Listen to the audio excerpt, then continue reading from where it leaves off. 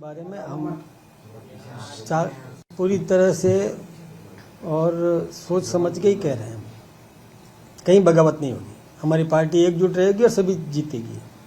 जहां नाराजगी है, क्या वहां कोई बातचीत हुई? मैं तैयार हुआ कि मैं जब कह रहा हूं कि देखिए, एक बार टिकट किसी को उम्मीद होती है और कि हमको मिलेगा, और यदि उसकी जगह दूसरे को दिया तो थोड़ी बहुत मन में किसी के कोई भी रही होगी, लेकिन जो ही ध्यान आता है कि हमारा देश का प्रधानमंत्री नरेंद्र भाई मोदी को मजबूत करना है, हमारे राजस्थान की डबल इंजन की सरकार को मजबूत करना है, भजन लाल जी को मजबूत करना है, तो सब एक मुखी होकर के पार्टी को जिताने में लगे हैं और लगे रहेंगे। कांग्रेस को लगता है कि जो बगाव जिस तरह से हुई उसका फायदा उनको मिलेगा।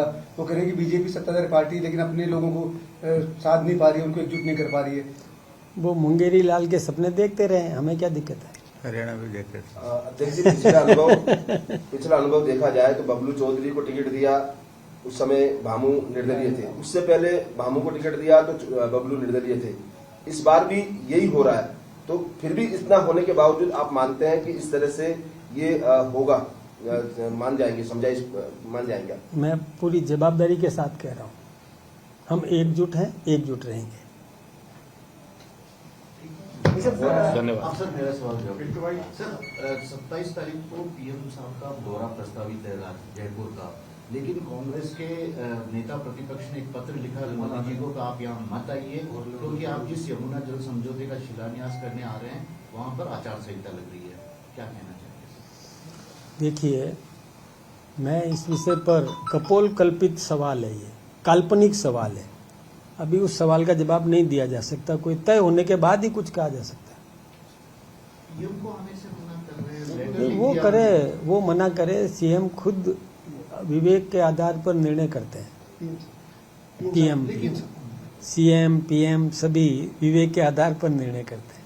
लेकिन अगर पीएम साहब आ जाते हैं तो यमुना जल का पानी मिलेगा उस एरिया को। इसमें विकास में, जब विकास की बात आती है तो एकजुट होना चाहिए। कहीं ना कहीं कांग्रेस में शायद कांग्रेस को भय है, वो सोचती है कि, और वैसे तो कांग्रेस के इस समय देखिए ना, जो उनके स्टेटमेंट्स आ रहे हैं, मुझे वैसे कहना नहीं चाहिए दूसरी पार्टी के बारे में, लेकिन अपने आप उनके स्टेटमेंट्स में कमजोरी साबित हो रही है। वो सोचती है कि और कमजोर हो जाएंगे हम, लेकिन हम तो विकास के आधार पर और हमने जो अभी तक किया है उसके आधार पर हम चुनाव जीतेंगे। ये अभी अब हमारे पास में कोई इस प्रकार की अधिकृत सूचना नहीं है।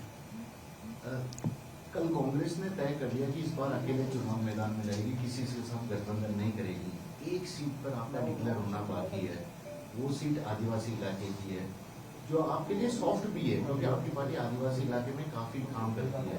तो क्या उस पार्टी को समर्थन देना या समर्थन देना, इस तरह का कोई प्रपोजल है आपके पास? हमारे पास नहीं। हम अपने बलबूते पर चुनाव लड़ेंगे। हम अपने बलबूते पर। भारतीय जनता पार्टी किसी से समझौता नहीं कर रही है। कोई सहयोग देना चाहे तो स्वागत है।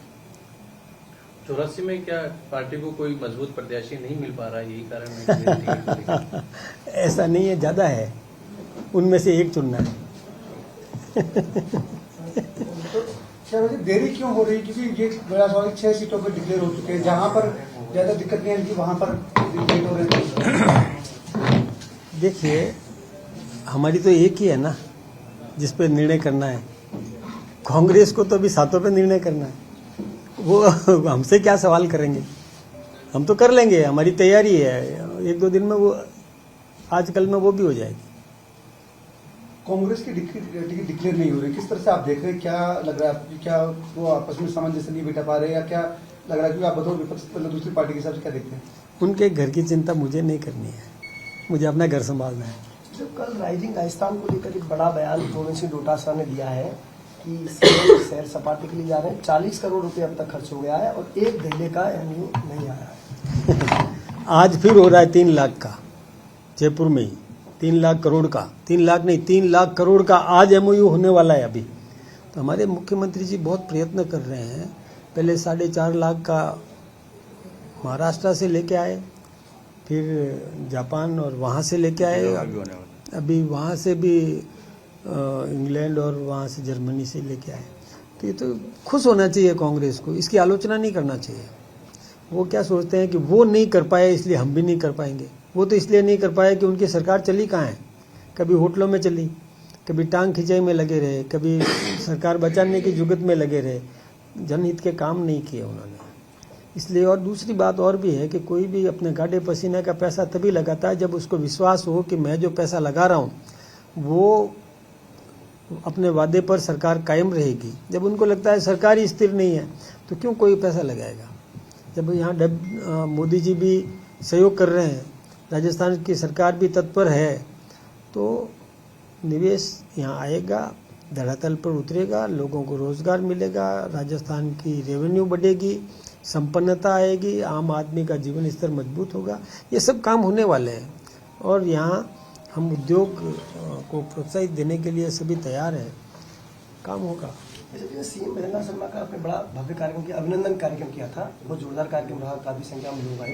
लेकिन उसी कार्यक्रम में आपके एक विधायक हैं गोपाल शर्मा, उन्होंने कहा कि हमारी तो चल ही नहीं रही है, अभी भी चल रही है रफीक खान की, अभी चल रही है प्रताप सिंह खाचरियावास की, अगर ऐसा रहेगा तो 2037 तक पार्टी उन्होंने कैसे अपने नेताओं को सलाह दी कि उनके कहने पे उनके इशारे से काम नहीं मतलब करें। वो क्या वो ये साफ कह रहे हैं कि आपके नेता भी उनकी मान रहे हैं और अधिकारी भी उनकी मान रहे हैं। साहब इसमें एक एडिशन हो रहा है, जैसे फील्ड में भी हम लोग जाते हैं तो वहाँ पर भी कई कार्यकर्ता भी हैं। अभी रजनी बिहार में आरएसएस और स्वयंसेवकों के ऊपर हमला हुआ, उन्होंने भी बोला है कि हमारी सरकार है, ऐसा लग नहीं रहा। देखिए, सरकार सबको ध्यान में रख के काम